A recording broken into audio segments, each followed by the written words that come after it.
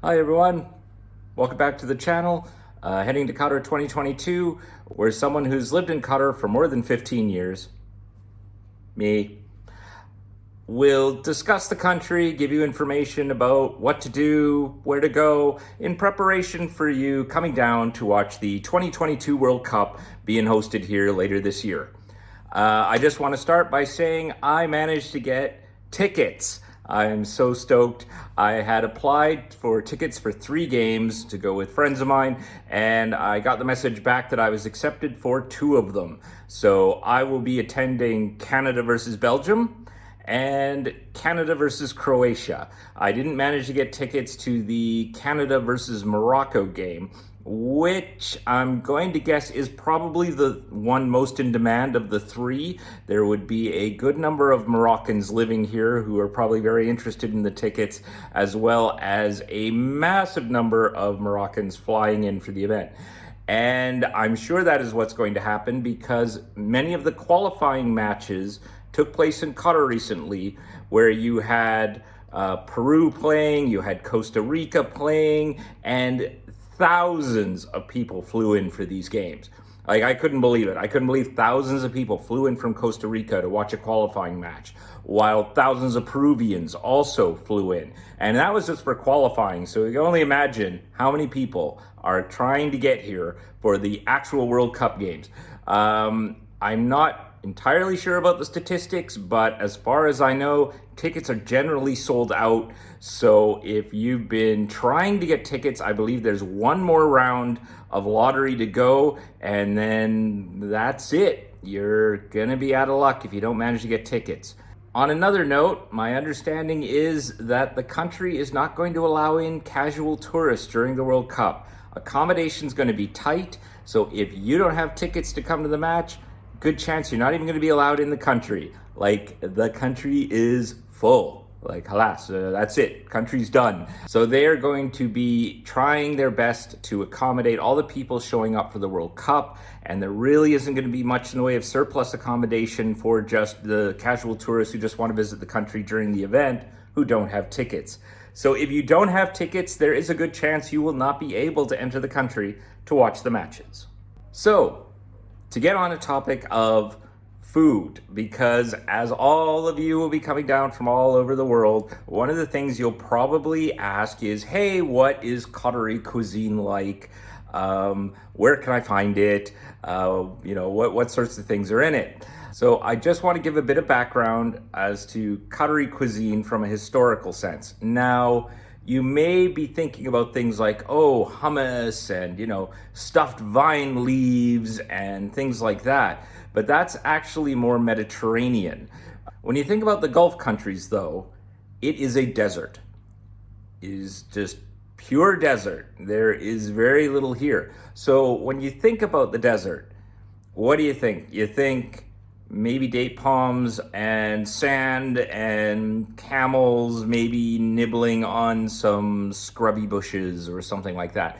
And that is pretty much what's available. So in terms of what food people traditionally had access to here, I run the list. Okay, you've got dates. They would have that. You would have herd animals such as camels and goats. You would have the dairy products from those animals, basically milk. And then you would have the sea, from which you would get fish. And I think that's about it. I can't think of too much more. You'll probably note from that list that there are no fruits and vegetables aside from dates.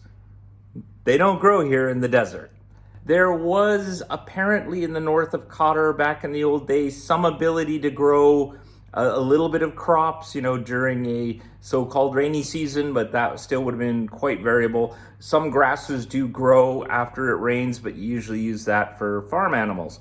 So what else was there? What Qatar would have had to have done back in the day was import foods, trading for goods that bring back to the country. And so they would trade with Iraq, Iran, what is now Pakistan, and they would bring foodstuffs back to Qatar.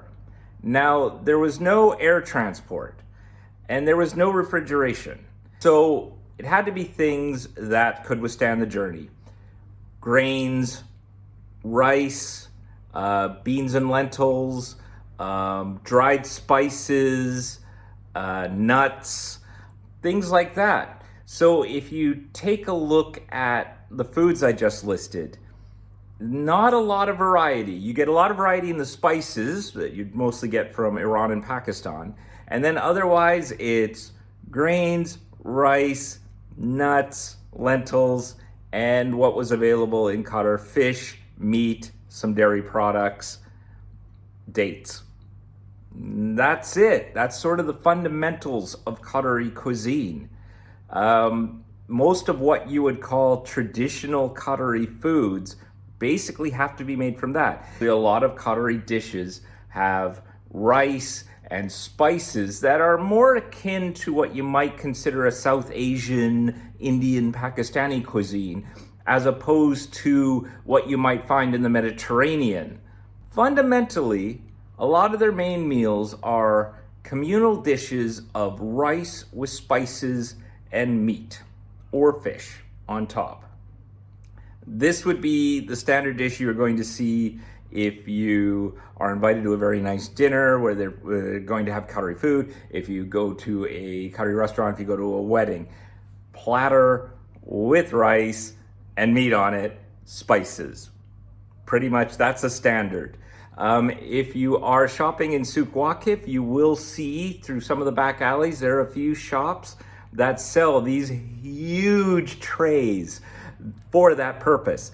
Otherwise, for traditional Qatari cuisine, dates, of course, are a standard. You can have dates with almost any meal. There's a specialty that is served at weddings called haris, which is a ground up grain and chicken into kind of a paste. It's quite weird. It almost has the consistency of peanut butter, and they put a bit of oil on it or ghee. I always see it at weddings and sometimes at other special events. Now, is there a Qatari restaurant specializing in Qatari cuisine? That I'm not sure of anymore. I know there have been the odd one that pops up here and there, lasts for a little while, and then it kind of fades away. In Souk Waqif, you can find some restaurants that serve traditional Arabic cuisine, but that might be a blend of what you would find in the Gulf versus what you might find, say, in Iraq or the Levant or Iranian cuisine. You might even find a lot of Turkish cuisine, but again, if you were to go back generations, they wouldn't be having foods that you would find in Turkey or Lebanon. They didn't have access to that kind of foods. But as for this is a Qatari restaurant that only serves Qatari cuisine, I can't really think of one off the top of my head. So if you're going to any kind of Arabic restaurant, just bear in mind dishes that are essentially rice spices with meat on top would definitely be a Qatari standard cuisine. Dates would also be something they'd have. Fish, but without sort of the, rich creamy sauces and things that you might find in other places. I wish I could just give you a list of, this is all Qatari food and you should just go here and you'll get all this Qatari cuisine. I suspect that you will be able to find some level of traditional Qatari cuisine, perhaps in fan zones and stuff, as the organizers of the event, as part of a cultural outreach, I'm sure are going to have many traditional Qatari things that you can try, or other types of foods that would be native to Qatar that you could try. At a minimum, try dates. There's a wide variety of dates. Try to eat as many different varieties as you can. They do taste very different from variety to variety, similar to apples. So I suggest you give that a try. That's it for now. Really glad I got my tickets. Hope you got your tickets too. And we will see you at the World Cup.